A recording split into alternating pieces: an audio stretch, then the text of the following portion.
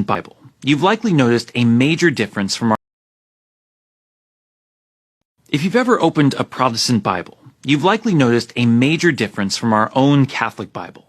Their Old Testament has fewer books than ours. Well, that and their Bible actually looks like it's been used instead of sitting on a shelf for years, but that's a topic for another day. Whereas the Catholic Bible contains 73 books, the Protestant version only contains 66. Making things even more confusing, Orthodox Bibles contain 76, 78, or even 79 books depending on the tradition. Where does this discrepancy come from, and who's ultimately right? Entirely foreign to us today, there was actually a time in the church before the Bible existed.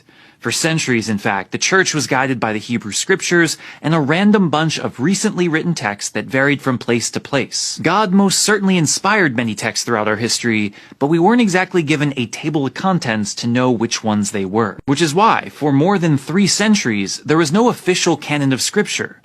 Rather, every local area had its own version of the Bible.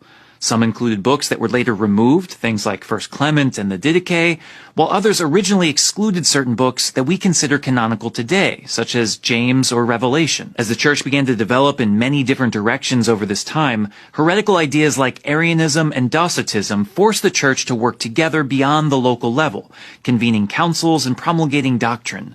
There was a growing desire, particularly in the West, to formalize and legally assert the teachings of the Church. To do so, the Church set 3 criteria for accepting works into the New Testament. To be considered inspired and worthy of entry into the canon, a text must 1. Be associated with an apostle, 2. Be widely circulated and prominent in liturgies, and 3. Contain theology consistent with our understanding of God. Various lists can be found dating back to as early as Marcion in the year 140, but the earliest extant list of the books that appear as they do in the Catholic Bible today can be found in the letter from St. Athanasius in 367. This list was later included at the Councils of Carthage in 397 and 419, and reasserted 1,000 years later in the Council of Florence in the 15th century. At least in the Western Church, that is more than 1,600 years of consistent teaching on the canon of Scripture. So how is there still such discrepancy in the Christian world today? It's complicated. The issue must be understood on 2 fronts for 2 very different reasons. We'll start with the Orthodox churches first. One thing that is often forgotten about the relationship between the Eastern and Western churches is that the East simply doesn't share the same level of legalism that the West does. Whereas Catholics want to define and categorize everything, setting rules for everything under the sun, the Orthodox churches have always placed a greater emphasis on mystery. And so, while the Council of Carthage did list the 73 books of the Bible in 397, and the Eastern Church had no objection to this, it also didn't treat this teaching as definitively closing the canon either. Particularly in Antioch, local customs continued, and texts like 3rd and 4th Maccabees, the Prayer of Manasseh, and Psalm 151, things that were not listed at Carthage, continued to be a part of their liturgies. For them, there is no need to make definitive distinctions between inspired and uninspired books as if it were a black and white issue.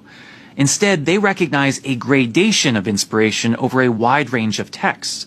It's why even today, believe it or not, there are many individual Eastern churches in communion with one another that have slightly variant versions of both testaments. It doesn't make sense to our Western legalistic mindset, but it is a tradition that is as old, if not older than our own. This is quite different, however, from the issue with the Protestant canon of Scripture. Rather than add to the canon of the Council of Carthage with a more ancient tradition, the Protestant Bible removed from it. To understand this, we must look to the formation of the Old Testament itself. For those in the ancient Greek-speaking world, either Christian or Jew, the only version of the Old Testament available was the Septuagint, the Greek version of the Old Testament compiled during the Greek occupation of the Jews in the centuries before the birth of Christ. It was the version of Scripture that Jesus himself would have known and is cited by rabbis for centuries. And just as there is an affinity for the Latin language in the Catholic Church, so too is there an affinity for the Hebrew language for some Jews. The original scriptures were written in Hebrew, not Greek, and so in the early Middle Ages, there was a growing desire among some Jews to recapture what was seen as the more authentic version of the text. Between the 6th and 10th centuries, Jewish scribes called Masoretes began compiling, translating, and preserving these scriptures in Hebrew. Because the books of Tobit, Judith, Baruch, Sirach, Wisdom, and 1st and 2nd Maccabees were written during the Hellenistic period, a time when Jews spoke and wrote only in Greek, these books were never recorded in Hebrew and thus seen as inauthentic and removed. If you've ever opened a Protestant